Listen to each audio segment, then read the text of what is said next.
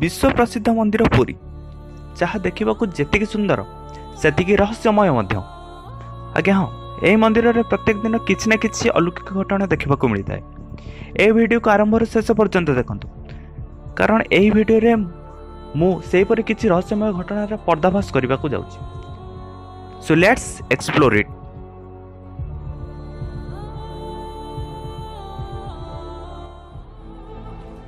Number 1, Jagannath मंदिर पतित पावन।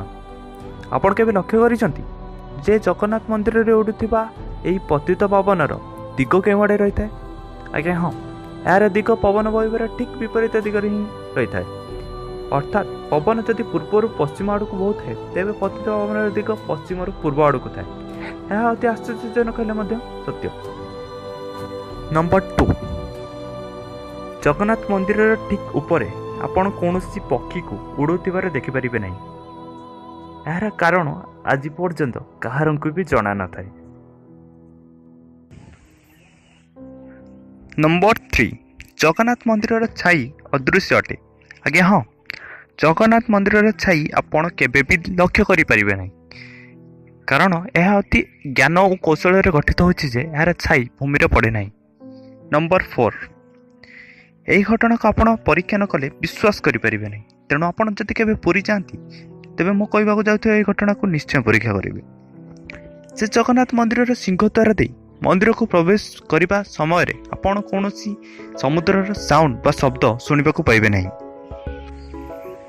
किंतु ठीक से दिगरे से स्थान रे बाहर को आसिले आपण पाखरे थिबा समुद्र रो साउंड शुणी पारिबे। यह साधारणतः संध्या समय रे भल होता है। नंबर 5, पुरी मंदिर रे भक्त मानक प्रस्तुत कर खाद्य जो रोषेशाला प्रस्तुत हुए ताहा पृथ्वीर सबुठारु बड़ रोषेशाला। आज्ञा हाँ, ताहा पृथ्वीर सबुठारु बड़ रोषेशाला।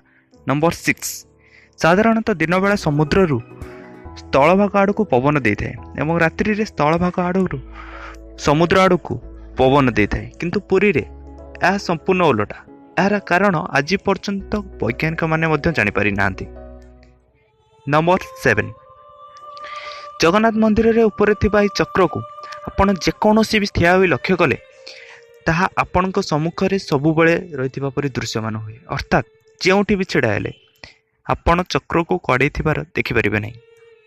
नंबर 8, जगन्नाथ मंदिर रे पतित पावन को प्रत्येक दिन 2 थर बदला जाए।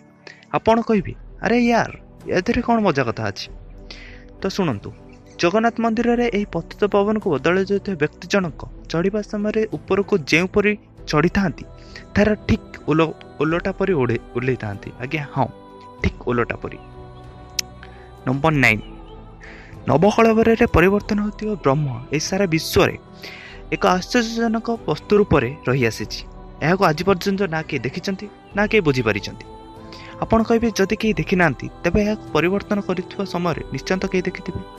मु तो कही पारुनी कहीं देखी कि ना, हेले जी से ब्रह्म को परिवर्तन कर समय देखी थाए से ठीक जगन्नाथ मंदिर बाहर पर से देखि वस्तु को संपूर्ण भूली जाए। यह रही है ब्रह्मर रहस्य। लास्ट रे एपल एक घटना जहाँ 2018 मसीह घटी। आज्ञा हाँ, यही मसीह जहाँ संपूर्ण ओडिशावासी को चकित कर रखी। आज्ञा हाँ, रत्न भंडार खोलिबा समय संबंध में आलोचना चलुवा समय एक चिल्ल जहाँ पृथ्वी रे विलुप्त प्राय ताहा पतित पावन दौड़ी को काटी पतित पावन को निज सह उड़े नहीं जाइथिला। यह को विश्वास न कले मध्य सत्य। जदि आपण केबे पुरी जाती तेबे निश्चय यही सब घटना को लक्ष्य करेंगे।